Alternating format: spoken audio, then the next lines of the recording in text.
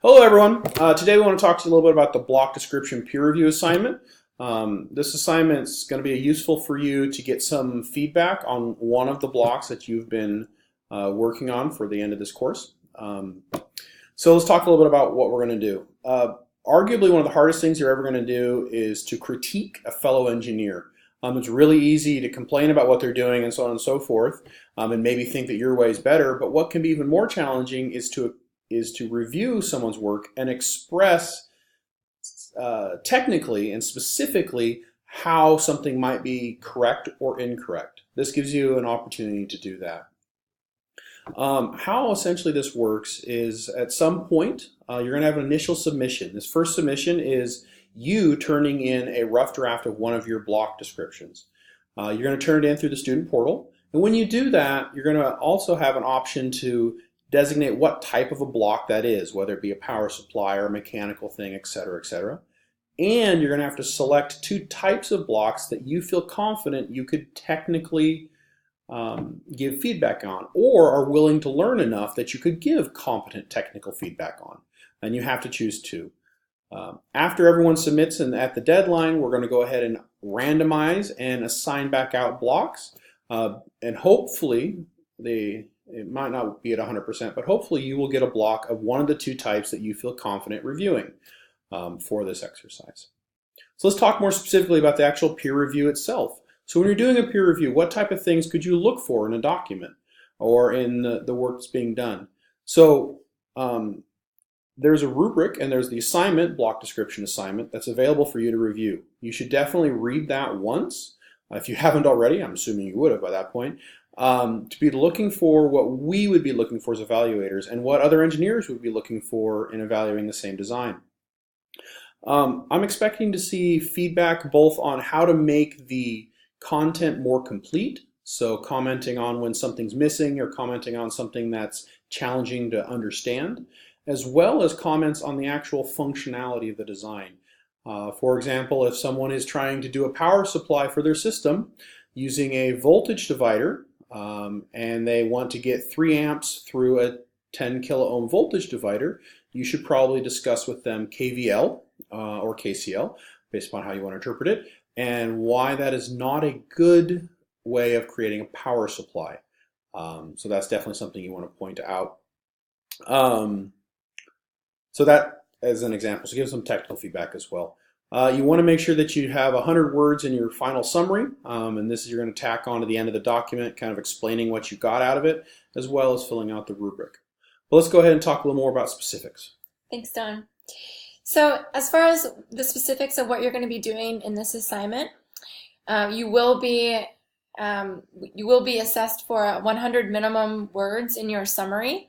I'm going to go back up here to the top, and I'm just going to point out this other video that I've created about tips for peer review.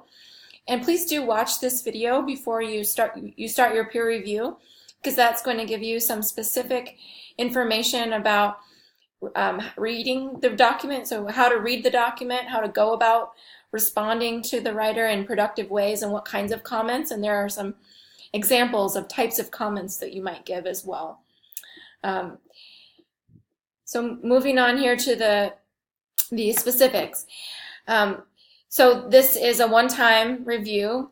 There won't be a revision assigned of this peer review. The format isn't in any specific format other than it needs to be in the form of a Word document. So everything should be combined in one Word document that you submit. I just want to point out one thing about that. A Word document has an amazing ability of tracking changes and adding comments and reviewing. You should use the functions of Word for doing review, for adding your comments to the document under review. Don't print and rescan and upload to Word or just use the reviewing tools that are built in.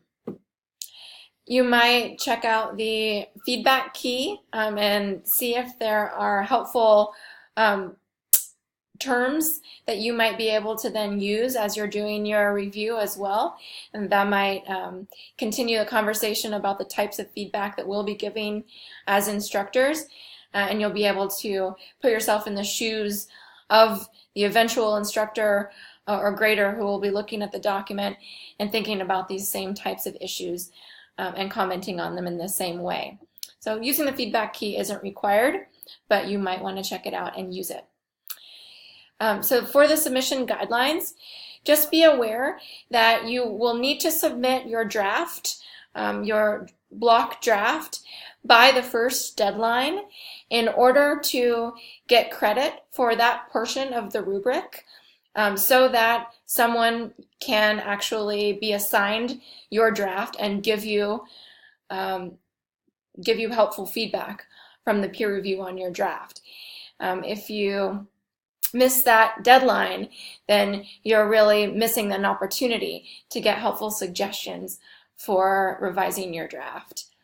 And then at the second deadline, that will be the deadline where your review is going to be due. And that's going to include, again, the Word document with the comments on the original draft, as well as a rubric pasted in that you will fill in as if you were grading the document, and then a summary of your comments at the end, including perhaps some strengths of the document and areas for improvement, and specific information about how you think the writer could improve the document. Being as specific as possible in that section is going to make your summary and your comments more helpful to the writer. Try to think about what kinds of comments you would like to receive. And again, there's more information about that in the tips for peer review video. As far as the rubric, excuse me, for how the review itself will be graded, getting that first draft in on time is extremely important. And so that is the first component we have here that's worth 30 points. After that, you'll need to comment on the technical content. Does the reviewer give technical suggestions on the document? Are these technical comments accurate and correct? Is there evidence of research or verification of the technical facts? And so you're going to be given 10 points for having done that. You're also going to be thinking about your audience for the peer review.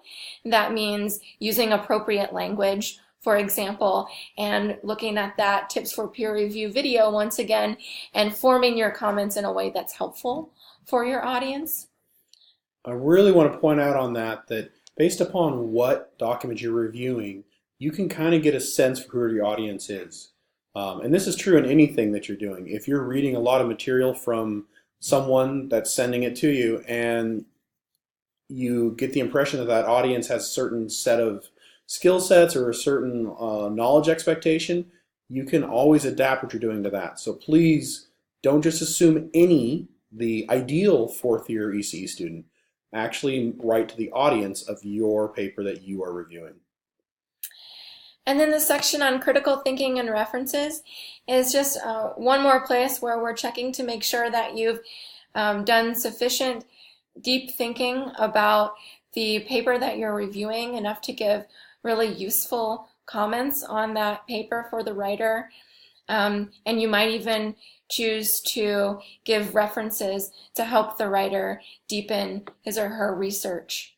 So include those references just if it's applicable. Finally, including the rubric and grading that rubric is going to be another component of the final grade for this review. And on that, I want to just point out three final things. The one thing is, whatever scores you give on the rubric that you're going to include, realize that if you get that from someone, that did not necessarily reflect the score you would get from one of us as the evaluator. Another thing that can be important to realize is completely gone from my mind. So make sure at least you're doing that. I think I remember that last point, and it's something that I mentioned as well in my video on tips for peer review, and that's that this paper is your own paper. So whatever feedback you get once your paper is returned to you, take that feedback, choose what's useful, look at it carefully, and if there's something that you don't necessarily agree with or you don't think is as useful, just put that to one side, because in the end, this is your work and this is your paper, and it's up to you to make the final call and the final decisions about how to revise it. Awesome. Thank you.